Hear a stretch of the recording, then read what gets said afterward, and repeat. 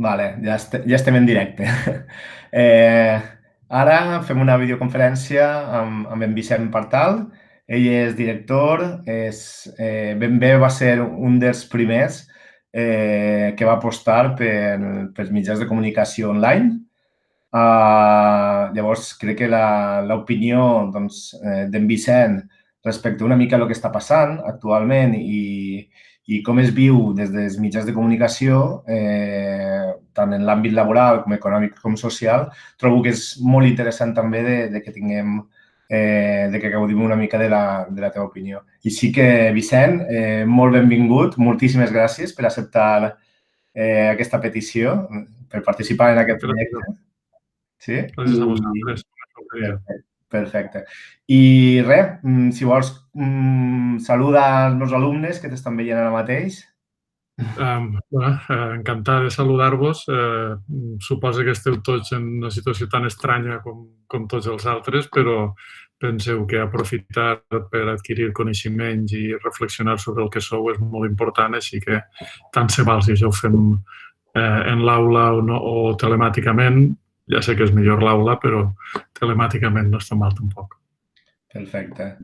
Doncs, si et sembla, faig 2 o 3 preguntes, més o menys, a veure què dona. En primer lloc, al ser VilaWeb un diari digital, entenc que tant tu com tot l'equip de redacció que treballa en ell, fa temps que teletreballeu, no? Però realment com esteu vivint aquesta situació de confinament?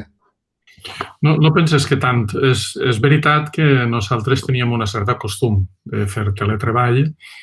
Un diari digital està donant informació les 24 hores del dia, els 7 dies de la setmana, i, per tant, hi ha moments en els quals tu has de posar els periodistes, diguem, ocupant el màxim d'hores possible, no? I n'hi ha moments, matinades o el cap de setmana, per exemple, on hi ha 2 periodistes, un periodista fins i tot, de la redacció només treballant en aquest moment. I nosaltres el que ja fa temps que fèiem era que, per exemple, els caps de setmana, les 2 persones que estan de guàrdia treballen des de casa, no treballen a la redacció, que és el lloc on habitualment treballem tots. Per nosaltres la redacció és molt important perquè és el lloc on tots els periodistes de VilaWeb discutim. Quan passa una cosa ens posem a discutir, un té unes fonts, un altre té unes altres, entre tots fem millor les coses.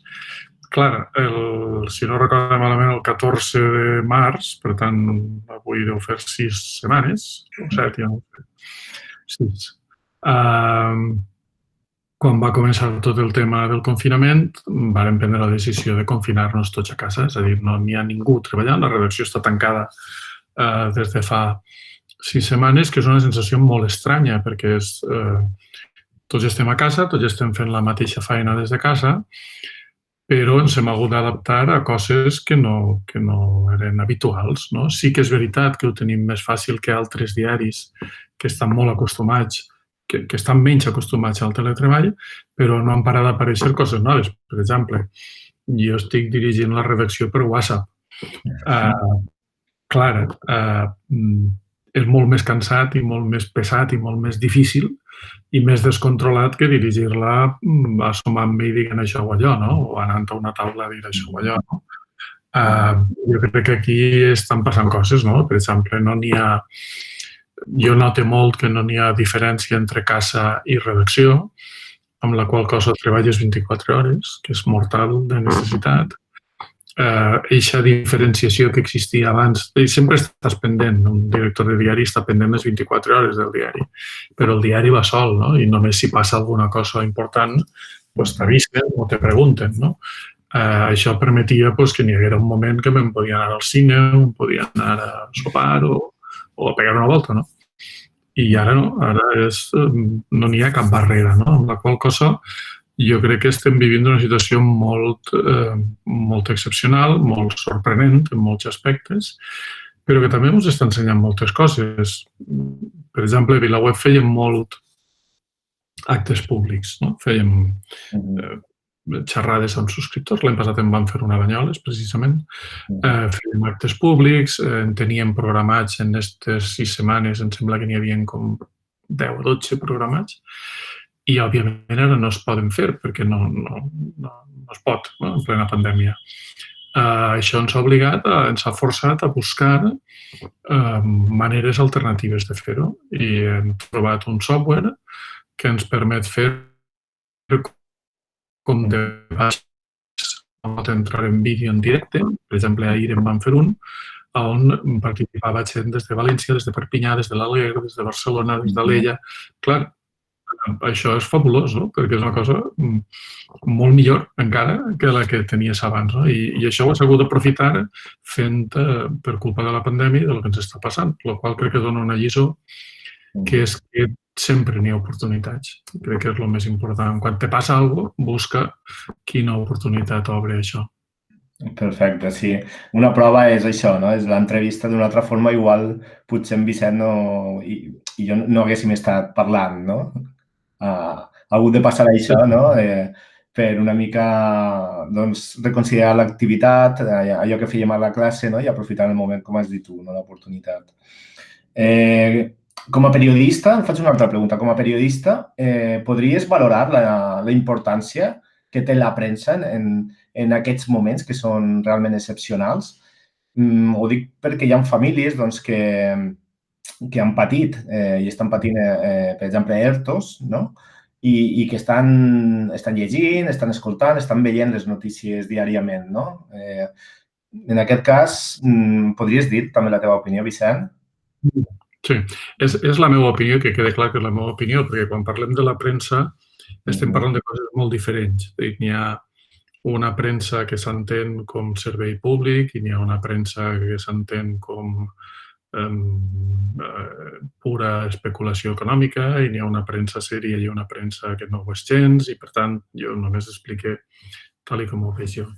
Tal com ho veig jo, els mitjans som una part essencial de la democràcia i de la societat del benestar.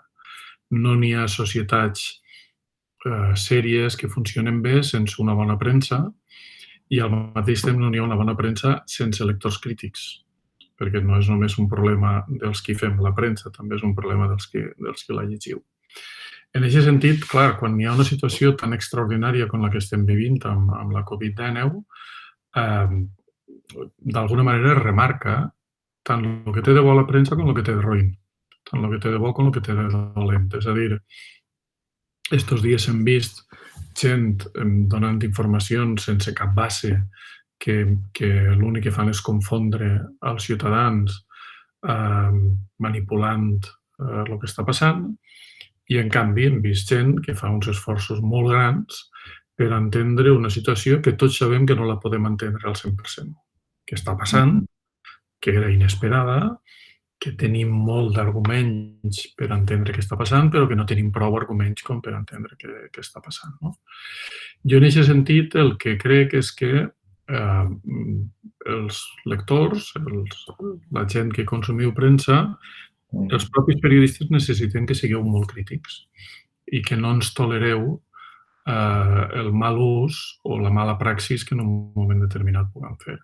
Jo crec que els periodistes hem de ser honrats, és la meva... Jo sempre, quan algú em diu si soc neutral, objectiu, sempre dic que no, que jo entenc el periodisme com un combat per una societat millor i que en aquest combat per una societat millor jo tinc els meus condicionants mentals perquè he llegit el que he llegit, he vist les pel·lícules que he vist, m'han passat les coses que m'han passat o he viatjat o no he viatjat. El que sí que se li ha d'exigir a la premsa és que, amb independència de la connotació que cada periodista o cada mitjà pugui tindre, que sigui honrada i que contrasti els fets i que no siga utilitzada a favor de coses que no tenen que veure amb la informació, a favor d'interessos que no tenen que veure amb la informació. Estos dies ho estem vivint. I n'hi ha moments que és molt difícil. Poso un exemple de lo difícil que és, i que fins i tot ni nosaltres ho sabrem. N'hi ha una batalla per quina medicina podria curar això, en la qual n'hi ha 2 o 3 candidats. Jo estic molt sorprès de veure com s'estan produint autèntiques guerres i com n'hi ha diaris 100% a favor d'una medicina i diaris 100% a favor d'una altra. Jo no ho puc entendre. La meva posició és, escolta, entenc que estem en un moment excepcional i s'ha de provar tot i el que funciona, funciona i que n'hi ha un punt que no pot ser tan rigorós com ho hauria estat normalment, perquè les circumstàncies són les que són i ara l'important és salvar vides i en tot cas, bueno, però en canvi veus unes discussions brutals en alguns mitjans sobre si tal medicina té efectes secundaris, tal medicina els té també, tal medicina no sé què, i no pots deixar de sospitar que darrere d'això n'hi ha interessos econòmics, de qui fabrica les medicines, dels grans grups que les fabriquen, etc. Ara, soc capaç jo, és capaç VilaWeb, és capaç cap mitjà català d'arribar a gratar suficientment en una cosa que és global i planetària com per treure una idea clara? No. Sincerament, no. De fet, no n'hi ha cap mitjà global tampoc que sigui capaç, perquè aquestes guerres es juguen a un nivell que s'escapen, no? Clar, què has de fer en aquest cas? Jo crec que l'únic que podem fer és ser honrats i aplicar-ho. Jo no sé això de què va, però fins on jo arribo a saber és això, i honradament li dic. Un altre exemple, no? On va originar-se la malaltia? Doncs hem assumit que era un mercat de Wuhan. Ara alguna gent està parlant d'un laboratori virològic de Wuhan. Jo no ho puc saber, no tinc manera de saber-ho, però a més sé que no se sabrà mai, perquè si realment és que era del laboratori virològic, que jo ara mateix no tinc prou arguments com per defensar això, ja s'encarregaria el govern xinès de tapar-ho. I igual que no sabem mai qui va matar a Kennedy, doncs no sabrem mai d'on va eixir la Covid, no? Però sí que n'hi ha coses que sabem. Per exemple, tots els científics s'han posat d'acord en que el virus és natural, que no és artificial. N'hi ha algun científic que especula amb que és artificial, però la immensa majoria està claríssim que és natural. Doncs si està claríssim que és natural, mentre no es demostri el contrari, és natural. No li peguem voltes ni ens inventem polèmiques falses, no? Vull dir amb això que a vegades la informació és un material sensible i molt difícil de treballar, no? I per això la clau per a mi, el que és important en un moment com l'actual, és que a aquesta banda n'hi hagi periodistes honrats i a la vostra banda sigueu crítics, que no vos cregueu res al 100%, que contrasteu, que busqueu més informació, que allò que vos interessa i que vos importa, no vos conformeu amb el que vos arriba pel WhatsApp que no se sap d'on ve, ni en una piulada o en un TikTok. Intenteu ser seriosos, intenteu parlar entre vosaltres, intenteu parlar amb la gent que en sap, amb la gent que en sap més que vosaltres, no? I en tot cas, entre tots, intentem fer un exercici de responsabilitat col·lectiva, d'intentar arribar al màxim, acostar-nos al màxim a lo que podria ser la veritat, sabent sempre que la veritat és... Jo sempre dic una cosa que espero que l'entengueu. Saber la veritat és impossible, és gairebé impossible, però descobrir la mentida és molt fàcil. Això és la diferència. Està bona aquesta frase. Molt bé. No et robem més temps, et faig una darrera pregunta, que sé que has d'organitzar el teu equip de redacció via WhatsApp, que has comentat. Una mica també a mode de comiat, no? Aquest vídeo el veuran alumnes que properament seran titulats en un cicle formatiu i, per tant, una mica que estan a les portes del món laboral, no? No sé, es voldries dir alguna cosa respecte una mica què es espera en un futur?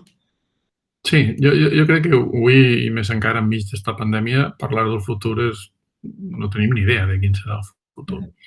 Però si vos serveix d'alguna la meva experiència, crec que n'hi ha dues coses que són importants al futur. Una és que les oportunitats, quan arriben, s'han d'agafar.